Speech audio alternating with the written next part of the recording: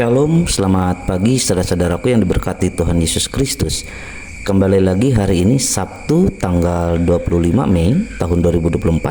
Kita akan mendengarkan renungan harian Riset GKI Pulang Pisau berdasarkan Almanak Nas GKI tahun 2024 untuk hari ini, yaitu dari Yesaya pasal 5 ayat 8 sampai 24 dengan perikop peringatan tentang pelbagai keburukan bersama saya Pendeta Heprono Prianto.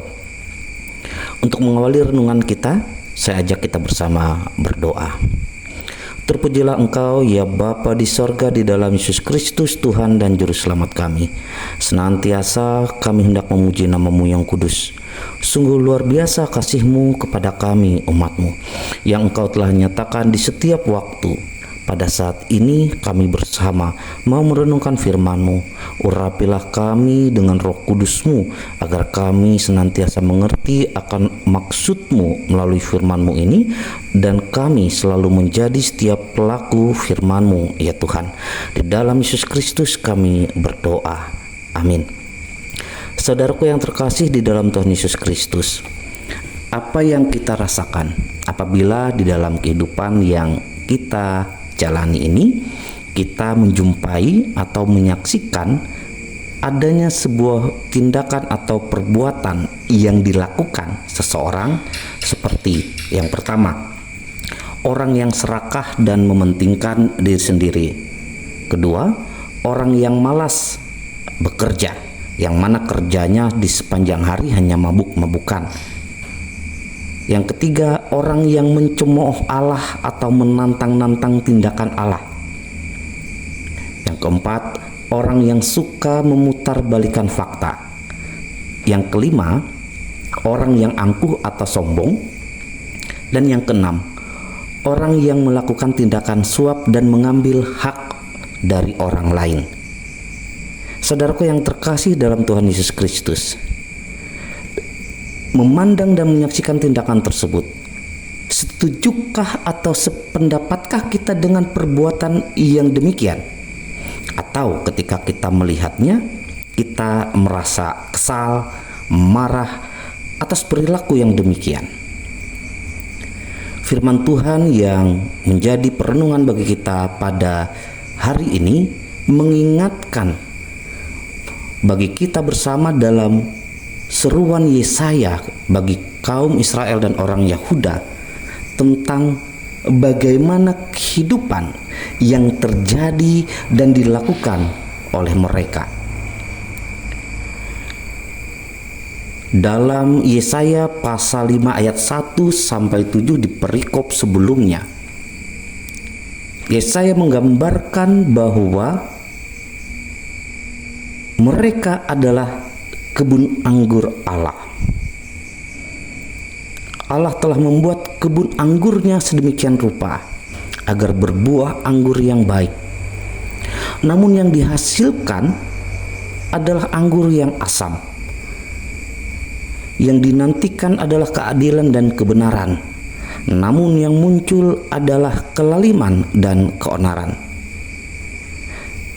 Mengapa hal ini terjadi? Karena mereka lebih suka melakukan pelbagai keburukan dalam tindakan yang dilakukan, sehingga atas tindakan yang mereka lakukan tersebut memunculkan murka Allah yang diibaratkan oleh Yesaya seperti lidah api yang memakan jerami, rumput kering yang dilenyapkan oleh nyala api, yang mana akar-akarnya akan menjadi busuk dan kuntumnya beterbangan seperti abu. Saudara-saudaraku yang terkasih dalam Tuhan Yesus Kristus, Yesaya pasal 5 ayat 8 sampai 24 merupakan sebuah peringatan yang dinyatakan bagi kita bersama sebagai sebuah pencegahan dalam membentuk dan membangun kehidupan dalam setiap tingkah laku dan perbuatan yang kita hadirkan. Bahwa sikap dan tindakan demikian adalah tindakan yang dimurkakan oleh Allah.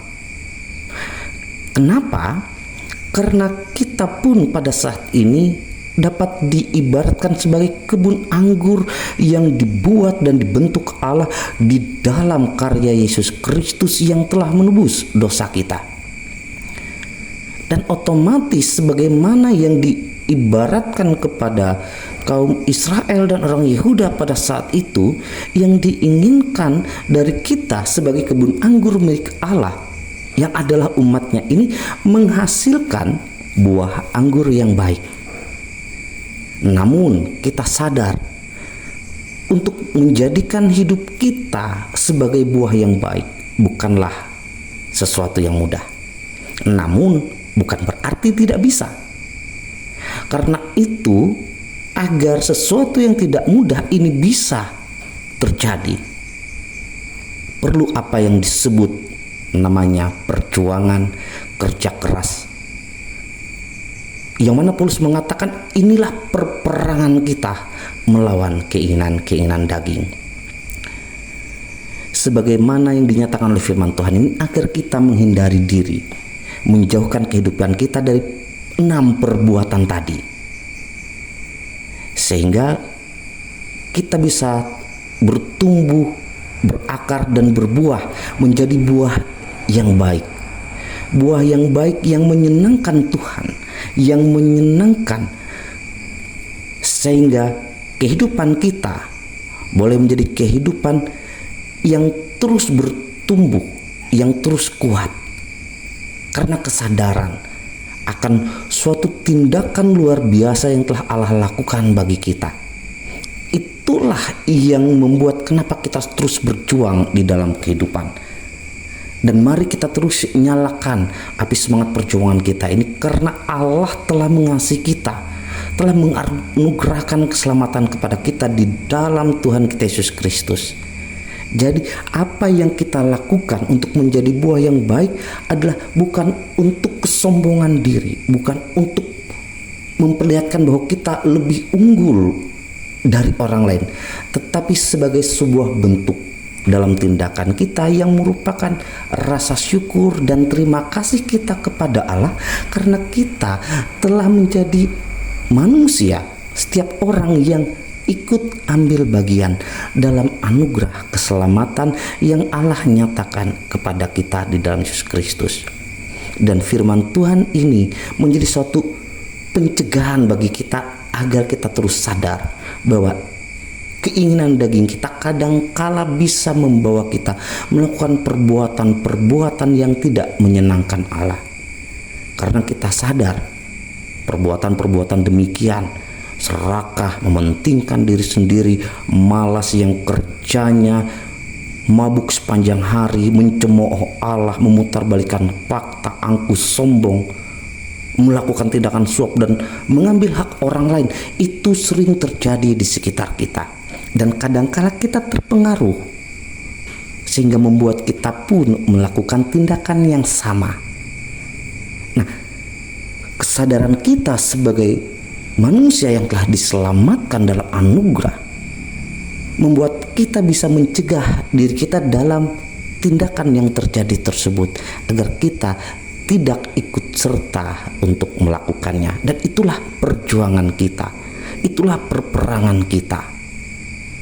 Dan kenapa kita melakukan itu? Karena kita bersyukur, karena Allah mengasihi kita di dalam Yesus Kristus. Terus semangat, terus kuat, dan percaya bahwa apa yang kita lakukan untuk mewujudkan hidup sebagai kebun anggur yang menghasilkan buah yang baik, itu tidak akan menjadi kesia-siaan. Terpujilah Allah senantiasa atas kasih-Nya yang begitu besar bagi kita umat-Nya. Tuhan memberkati kita sekalian. Amin. Saudara-saudaraku yang terkasih dalam Tuhan Yesus Kristus, mari kita menaikkan doa syukur atas firman Tuhan ini, serta menaikkan sahabat kita yang mana nanti secara khusus kita akan berdoa untuk jemaat terkasih, jemaat GKI Yerusalem Teheta Bereng. Kita berdoa. Terima kasih Tuhan atas firman-Mu. Sungguh luar biasa firman-Mu menyadarkan kami, mengingatkan kami akan berbagai keburukan dalam tindakan kehidupan manusia pun kami sekalian, yang bisa membuat kami menjadi buah-buah yang masam, buah-buah yang buruk, yang tidak menyenangkan Tuhan. Firman-Mu menyadarkan kami apa yang Kau inginkan untuk kami wujudkan atas kehidupan. Kami bersyukur bahwa kami adalah umat-Mu yang boleh menerima anugerah daripada Engkau dalam Yesus Kristus Juru Selamat kami. Biarlah kesadaran yang demikian terus membuat kami bersemangat untuk melayani Engkau, membangun hidup menyenangkan hati-Mu, sebagai wujud kami mau menjadikan hidup kami ini sebagai buah-buah yang baik bagi-Mu Tuhan. Terima kasih atas firman-Mu. Biarlah kiranya kami senantiasa dimampukan untuk terus hidup melakukan segala kehendak-Mu, sebagaimana setiap firman-Mu yang terus menumbuhkan kehidupan kami sebagai terang jalan kami. Bapa Surgawi dalam Yesus Kristus, kami saat ini pun berdoa untuk jemaat terkasih, jemaat GKI Yerusalem Teheta Bereng. Kiranya kasih Tuhan memberkati pelayanan jemaat. Engkau tumbuhkan mereka dalam pelayanan, dalam kesaksian, dan dalam persekutuan yang terus hadir dalam kehidupan jemaat. Memberkati pendeta selaku ketua jemaat mereka, memberkati penutua diakon dalam pelayanan pelaksanaan program untuk kebangunan jemaat. Tuhan terus memberkati mereka, dan juga berkati seluruh warga jemaatnya, setiap rumah tangga di sana, setiap jemaat, bapak-bapak, ibu-ibu, anak-anak, remaja, pemuda, semua diberkati Tuhan terus tumbuh dalam iman. Setiap rencana, setiap harapan, keinginan boleh berkenan bagi Tuhan, sehingga jemaat terus tumbuh dalam kasih Tuhan, memancarkan kesaksian iman atas kehidupan pelayanan, atas kehidupan bersama yang menyenangkan Tuhan. Terima kasih ya Tuhan. Demikian pula kami menyerahkan kehidupan kami hanya dalam pimpinan Tuhan, dalam setiap harapan kami, keinginan kami, rencana kami. Tuhan, Engkau turut campur dan jadilah kehendak-Mu. Terima kasih ya Bapa Surgawi. Inilah doa permohonan yang kami naikkan dalam Kristus Yesus Juru Selamat kami. Kami berdoa dan mengucap syukur. Amin.